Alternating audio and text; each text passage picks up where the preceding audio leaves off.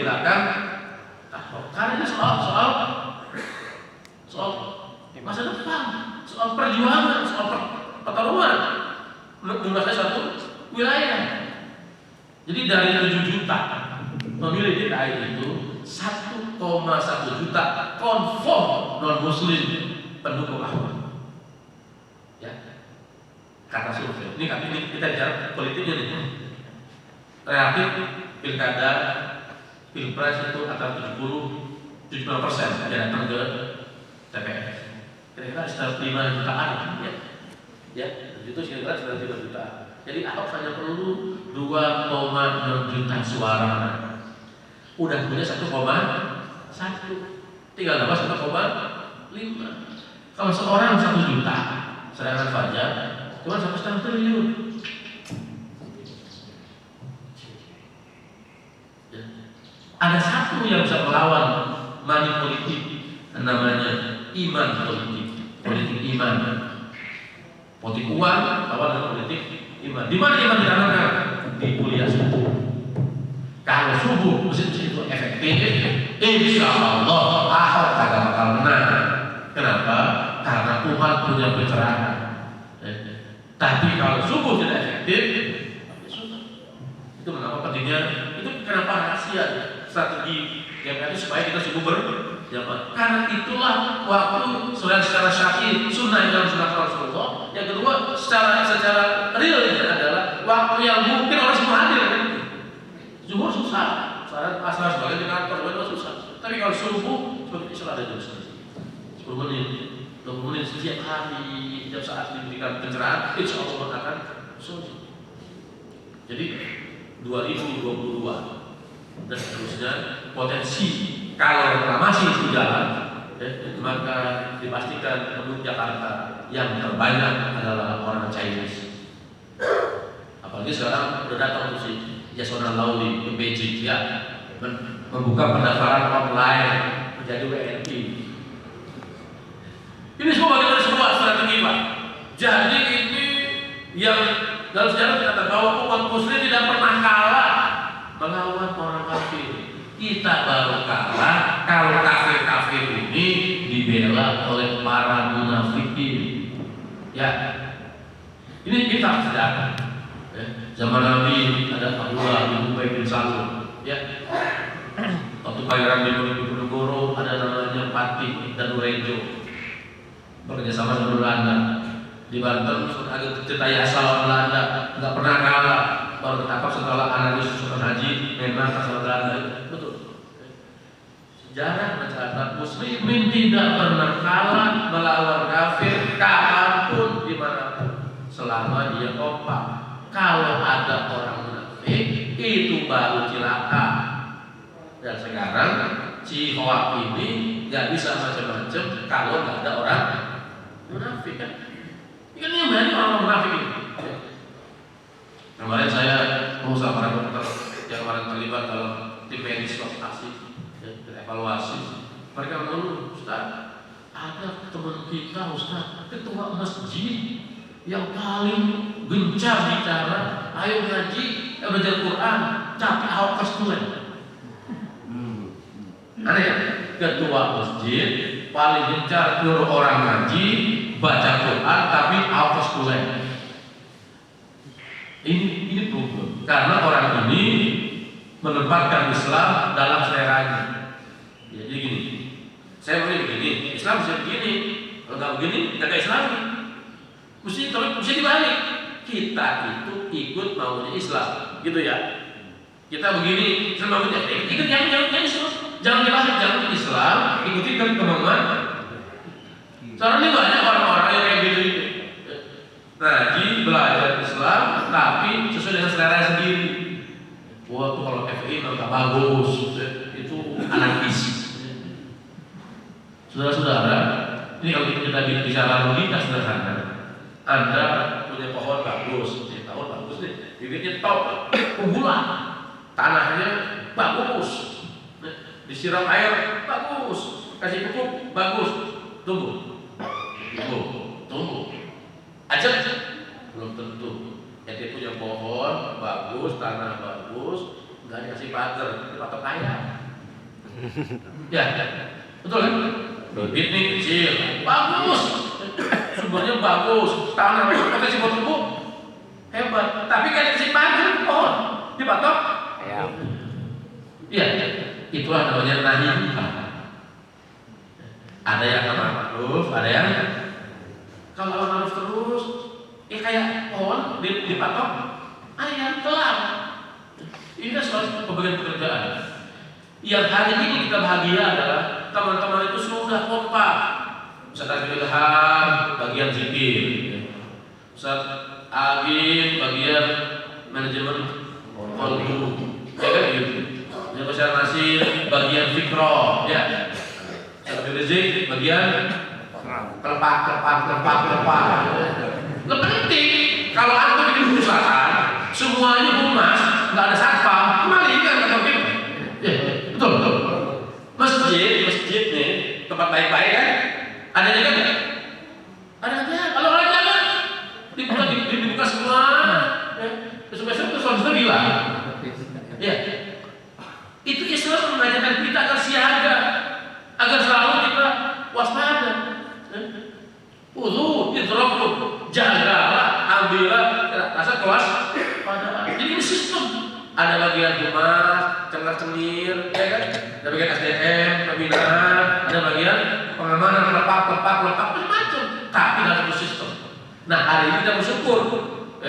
Kasus Khawam ini membuat yang tadinya centang-centang tercerai-berai bisa bersatu. Alhamdulillah. Itu luar biasa. Itu kalau yang kita syukuri. Enggak mudah begini, enggak mudah. Coba kumpulin, enggak pernah cocok tuh. Dulu saya bikin berkali-kali kumpulin APK ini, kagak pernah cocok. Betul enggak ada saja. Semua merasa dia paling punya surga sendiri. Tapi sekarang untuk tukar kasih itu di tempat saya kumpul dari Padang, dari Lampung, dari Bandung. Itu banyak orang ex-Syria, ex-Afgan, kumpul. Sampai yang paling tahu kan. Ustaz, ngapain kita jauh-jauh cuma sholat Jumat doang, zikir doang. Karena dia spirit itu berarti sahih. Saya bilang, siapa sahih? Yang lain kagak. Yang lain itu datang, pengen pulang lagi. Kecuali jamaah Buddha lain. Jadi kalau orang datang acara itu, pasti dia balik lagi, belum jihad namanya. Karena kalau sudah jihad itu cuma dua pilihannya, fayaquluna wa yuqtalun, membunuh atau dibunuh. Jadi kalau kita jihad itu kita udah start sama Allah, mau balik alhamdulillah, mau enggak juga alhamdulillah, karena iqdal terus nanyain. Ya kemarin itu kalau kita bikin survei, riset itu 90% pergi ke Monas pengen pulang. Iya. Kecuali yang udah lain. Nah ini kan artinya memang ini belum siap untuk diatur. Saya ingin kita flashback bagaimana dulu Nabi saat perang Badar. Perang Badar itu perang yang paling legendaris. Sampai-sampai saking luar biasanya semua ahli Badar kata Rasulullah diampuni dosanya oleh Allah. Padahal dari Badar sampai panjang. Dan masih mungkin orang yang berbuat dosa, masih mungkin berbuat dosa. Karena saya tahu betul hijrah Badar itu. Tapi kata Nabi semua diampuni saking hebatnya. Dari perang Badar itu unik. Perang Badar itu terjadi Rasulullah SAW tidak ingin berperang. Nabi ingin pasukan kecil, tujuannya cegah kafilah dagang Abu Sufyan. Bukan perang. Kenapa? Emang belum cukup kuat. Dia cuma bikin sewor doang, ya agak sedikit orang saraf lah gitu. Dikirim pasukan kecil mencegah kafilah dagang. Tadi Bapak buka surat Al-Anfal, ayatnya itu cerita tentang perang Badar. Tapi Allah melihat muslimin sudah cocok buat dibenturkan, buat diadu. Maka yang dibidik kafilah tidak bersenjata Abu Sufyan, yang nomor pasukan Quraisy yang lengkap senjatanya 1000 orang, muslim cuma 300. Antum ada satu ayat yang luar biasa. Gue tidak pernah dengar juga. Allah Nabi sampai berulang-ulang didengar oleh Umar, oleh Abu Bakar sampai sorbannya itu pun terus menangis luar biasa. Nabi mengatakan, Allahumma anjis ma wa'adtana wa ati ma wa'adtana. Ya Allah, berikan kepada kami apa yang Engkau janjikan. Ya Allah, berikan kepada kami apa yang Engkau janjikan kepada kami. Yang kepada Nabi maksudnya. Ya. Entah kalau mau binasakan yang sisa ini, hadir isawah. Pas kalau 300 orang itu, teksnya la tubat fil ard, engkau tidak disembah di dunia. Hadis lain, la tubat fil ardi abadan, engkau tidak disembah oleh manusia selama-lamanya. Ini orang yang salah paham, Nabi menjadi Allah bukan, sama sekali tidak. Tapi tanda bahwa Rasul sekalipun manusia, kalau berperang ya takut, galau itu manusiawi. Jangan soal ngomong berani kan? Nabi juga takut, Nabi juga galau. Tapi takut dan galaunya nggak dibawa lama, kembali kepada Allah, berdoa. Allah Nabi minta kepada Allah. Ada teksnya itu. Ya Allah, kalau Engkau tidak tolong pasukan kecil ini yang tersisa ini, lan coba tidak abadan, Engkau tidak akan disembah selama-lamanya. Karena coba itu muslimin yang tersisa, kalau habis selesai. Maka Allah turunkan dan ta'ala izdibasyi'u'a iztastabithuna rabbakum fastajaba anni yuhibbukum bi'adhin al-malaikatin murdifin. Dengan engkau berdoa, kami jawab doamu, kami bantu kau dengan 1000 malaikat yang berduyun-duyun. Nanti bayangkan kan? Nabi Sulaiman cuma dibantu oleh jin Ibrit satu, bisa bedain istana Bilqis. Satu jin loh, Ibrit. Ini malaikat 1000. Nah, ini yang penting buat kita. Kalau kita melihat geopolitik, sengat kita. Duitnya ribu-ribu. Sudah sampai banyak, ya, senang gitu. Seolah kita sudah tinggal menerima kematian. Ya. Tapi kan baik-baik. Mereka punya senjata, mereka punya uang, mereka tidak punya alam semesta. Yang punya adalah Allah. Dan Allah mengatakan, walillahi jurus samawati wa Allahu azizan hakim. Bagi Allah tentara langit dan bumi. Jadi kalau kemarin kita tuh aksi itu adem ya, bingung tadi baru untuk bagaimana yang batal ini. Mungkin kalau aturan yang ada di depan balai kota yang kan mudah cari untuk yang orang di tengah lapangan itu susah mau untuk mana kalau udah padat begitu. Allah turunkan hujan. Ini indikator bahwa insya Allah langkah kita ini di dalam lindungan Allah Subhanahu wa Ta'ala. Ini yang kita harus syukuri betul. Luar biasa.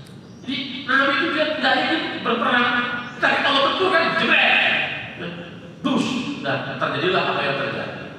Begitu Badar selesai, terjadi perubahan fundamental. Muslimin yang tadinya periferia, pinggiran, jadi panggung utama. Muslimin yang tadinya adalah pecundang berubah jadi pemenang. Itu yang kita harapkan juga terjadi pada kita, insya Allah. Aksi 4.11, 2.12 adalah kata pengantar mukadimah sampai cita yang sesungguhnya. Halo? Aksi itu adalah konsolidasi. Kalau kita sebut namanya kata pengantar, baru mukadimah menuju yang sesungguhnya. Tidak akan jadi itu buku sesungguhnya kalau kita tidak menyiapkan diri. Makanya saya katakan bahwa kita harus betul-betul bersiap sekarang. Begitu selesai aksi, ya, kalau dia sudah bicara, 1 sudah, 2 sudah, 3 sudah, tidak ada yang 4, yang ada revolusi. Ya. Apa bentuknya? Bentuknya itu nanti detailnya panjang sekali. Yang pasti revolusi itu bisa soft, bisa santun, bisa berdarah. Bisa tergantung pada situasionalnya. Kita kalau menjadi mujahid siapa yang paling jadi kita juga kan bawa payung, bawa miskin, bawa aqua, almarhum enggak. Sekarang aman, alhamdulillah. Besok belum tentu, kita mesti bersiap. Makanya kenapa suruh berjamaah? Ini adalah tempat konsolidasi. Kalau 1 bulan, 2 bulan ini kita kerjakan terus, anak-anak semua hadir, kumpulkan, insya Allah jadi insya Allah. Tapi kalau subuh sepi, cuma semangat, baki-baki percuma. Karena dalam sejarah yang paling sering lari itu yang paling gede suaranya, tong kosong nyari bunyinya. Lihat kalau jagoan asli jawara, kalau kan itu jawara. Tapi kalau preman apa? Kampung petantang, teteh. Sekarang kita menuju jadi jawara yang sejati. Tempat diri kita sebaik. Jangan cari momentum. Itu urusan Allah. Tugas kita adalah wahidu lahu mastata'tum min quwwah. Kita menyiapkan diri dari segala potensi kekuatan yang mungkin kita bangun. Gitu ya. Jadi sekarang ini kita harus bekerja keras. Belum dengan waktu sekarang. Secepat mungkin kita membina. Apa yang dibina? Satu, kata Ustaz Sabi, kuatul akidah, kekuatan iman. Iman yang bisa melawan semua. Makanya kajian-kajian kita harus menambah iman, bukan menambah perpecahan, bukan menambah friksi. Friksi sudah cukup. Kita semua tahu. Kemarin itu sholat luar biasa bagus. Begitu sholat Jumat, khotbahnya, azannya 2 kali kan? Itu kalau sekali bisa kacau itu. Karena kalau sekali yang nadiin, wah ini bisa nggak asal sholatnya ini. Itu bisa dipecah itu cerdas kan. Bagi orang yang sekali paham itu khilafiyah, itu fiqhiyah. Anda boleh cuma sekali aja tidak apa-apa, tapi kali kita terima. Kita mengedepankan aspek ukhuwah daripada aspek. Tapi kalau yang lain kalau cuma menerima itu salah-salah, wah itulah rasa tafahum dan tasamuh para tokoh bisa mengambil luar biasa. Saya tahu ada negara, oh ini kalau Jumatan sekali repot. Alhamdulillah ternyata walaupun saya sendiri coba kita mesti belajar. Kenapa? Karena the real power hari ini adalah bahwa umat ini yang banyak adalah mereka sahabat-sahabat kita yang harus seperti itu. Kita mengakomodasi supaya timbul rasa kekuatan. Kalau kita berdebat soal yang khilafiyah begitu, bid'ah berantem urusannya, musuh tangan. Nanti kalau udah menang kita ini, kita berdebat dah tuh, debat, mau sampai berusaha silakan. Karena sistem sudah di tangan kita, sistem di tangan orang, kita berdebat yang begini, habis kok. Ini kalau dalam bahasa manajemen namanya buang-buang waktu, buang-buang energi. Nanti masih ingat dulu kisah Muhammad Ali main tinju, lawannya Fraser kan, sama Freeman. Freeman ada badannya, udah Fraser, udah Foreman. Kenapa menang Ali terletak? Dia pakai namanya teori istinfazul quwwah, menguras potensi. Ya, dia kira aku ditonjok. Anak tuh dalam ilmu fisik di adu itu nonjok kena capek, enggak kena lebih capek, betul ya? Karena sering enggak kena, lepas tuh si Foreman sama si Fraser.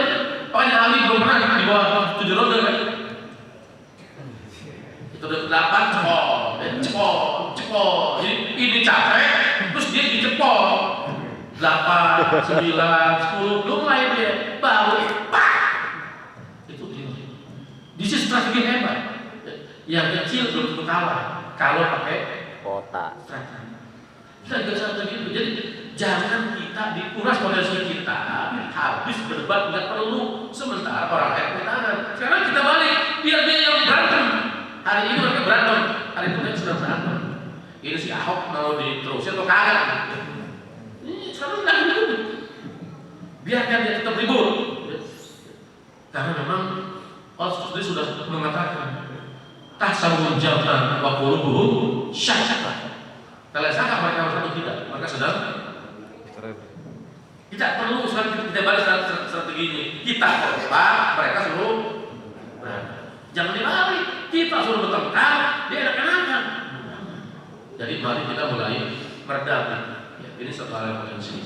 Itu kuat akidah yang pertama, potensi yang kedua, kuatul akhlak, kekuatan akhlak.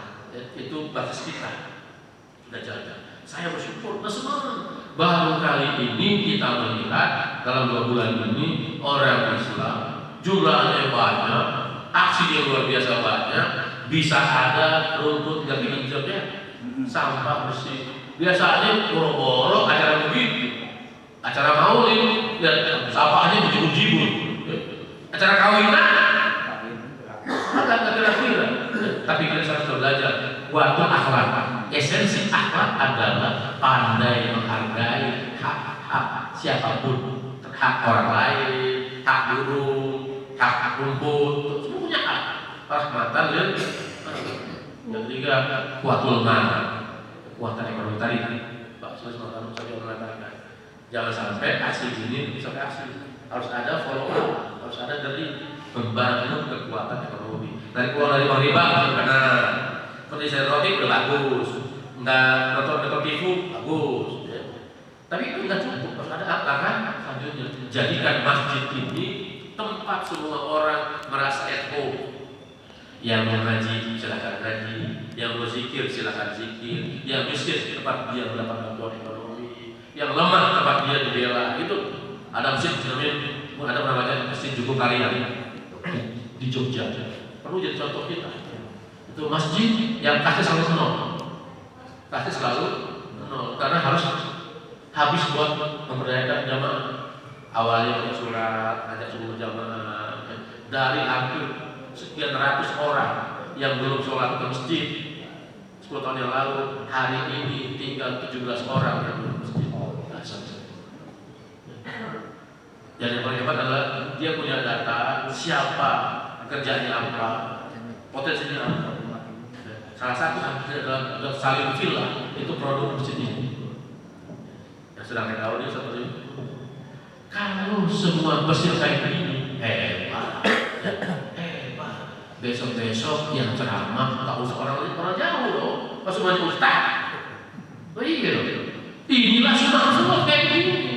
Karena dia yang paling tahu kondisi masyarakatnya, kan gitu. Ini kalau ini terjadi dahsyat. Masjid harus menjadi pusat. Jadi tadi kotoran, bukan cuma saudara buat taklim, juga menjadi tempat orang mencari hidup. Ya, bisa sedikit. Yang masih ada orang ada 200, ya, dan abadi menjadi bisa. Kalau kita mau bisa, nggak ada yang tidak bisa. Yang keempat, kuat ilmu, kekuatan ilmu dan teknologi. Hari ini kita harus kuasai perang saya. Ya teman-teman yang anak-anak ini daripada main agak berkaruan, medsos, ajarin ideologi, visi Islam supaya ilmu itu bermanfaat buat hari ini kita perang public opini. Siapa yang masuk opini dia kan? Benar. Allah bantu kita kemarin dengan kemenangan opini. Ya, luar biasa. Belum pernah terjadi di dunia manapun ada orang demo setiap kita orang tertib, bersih, tidak merusak sedap. Itu opini yang luar biasa. Itu mesti dijaga seterusnya. Akidah, akhlak, mal, ilmu. Yang keempat, yang kelima, kuatul jihad. Kekuatan jihad. Al-Mawdudi, ulama besar di sana mengatakan, rasanya kalau boleh, aku ingin nambah itu rukun Islam jangan 5, jadinya 6. Apa yang 6? Jihad. Ya.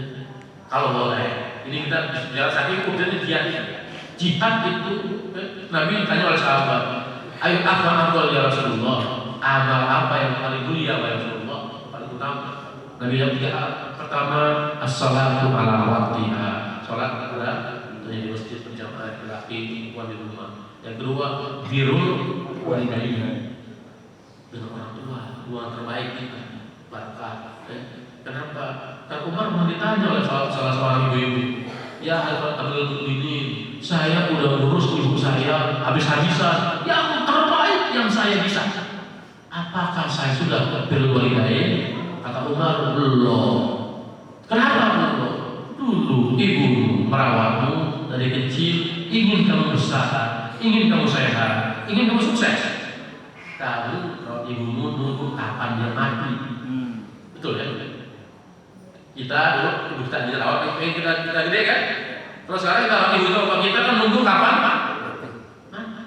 Nggak pernah bisa terbalas. Dirul. Yang ketiga, ini al-jihadu fi sabilillah. Kenapa? Karena yang dua ini, sholat tidak bisa saja tanpa ada jihad. Jihadlah yang menjadi ajab. Kalau ada yang nggak berjihad, dua ini bisa rusak. Lihat asijiyah, lihat tarohiyah, macam-macam. Nggak bisa lagi orang sholat sangat tenang. Kenapa? Karena negara dikuasai oleh musuh kalau ada. Jadi jihad, kuatul jihad. Jihad tidak cukup Pak. Yang keenam, kuatul jamaah, kekuatan jamaah. Ya. Berjuang, berjihad nggak bisa sendiri-sendiri. Harus kompak. Ada pimpinan, ada anggota, ada manhaj, ada target. Kita ini udah terbiasa nafsi-nafsi. Makanya kemarin itu pelajaran yang sangat luar biasa. Saya bersyukur luar biasa. Kalau kemarin ada yang iseng, habis pulang dari mana, ayo ke DPR, serbu, kacau nggak? Tapi alhamdulillah, jamaah ini taat sama pimpinan. Ini belajar. Tidak ada kemenangan tanpa ketaatan. Ya, la jamaah ila imam. Nggak ada imam tanpa imam. Nggak ada imam tanpa taat. Jadi kita mesti belajar. Jadi jamaah jihad itu penting, tapi jihad mesti ditata dengan sistem jamaah, sistem struktur yang solid, yang utuh. Nah, paling enggak di level masjid kita mulai bangun, ada kontak bersama. Kalau ada beda-beda kita bisa toleran. Yang penting udahlah, ya, nggak usah dipersoalkan. Kalau ada hal kita diskusikan sehingga semuanya bisa selesai. Itu terjadi soal ke depan akan kembali. Saya percaya. Insya Allah, kalau saatnya kita revolusi, apapun bentuknya, apapun bentuknya, kita nggak bisa bilang sekarang punya kayak apa, karena kita harus mengikuti perkembangan. Kalau nanti Ahok dibebaskan bisa, atau dihukum cuma 6 bulan bisa, macam-macam. Itu bisa terjadi. Ahok sidang dihukum cuma 6 bulan. Dalam peluang ini sudah bebas, karena ada Indonesia ada macam-macam. Bisa. Tapi percayalah, apapun yang akan terjadi, Allah bersama dengan kita. Semakin mereka bikin makar, semakin mereka sedang menggali kuburannya sendiri. Semakin mereka makar bermain-main dengan hukum dan keadilan ini, mereka sedang gali kuburannya sendiri. Kalau kemarin itu Ahok Kapolri tangkap selesai, nggak ada aksi, nggak ada aksi, nggak ada bukti kompak.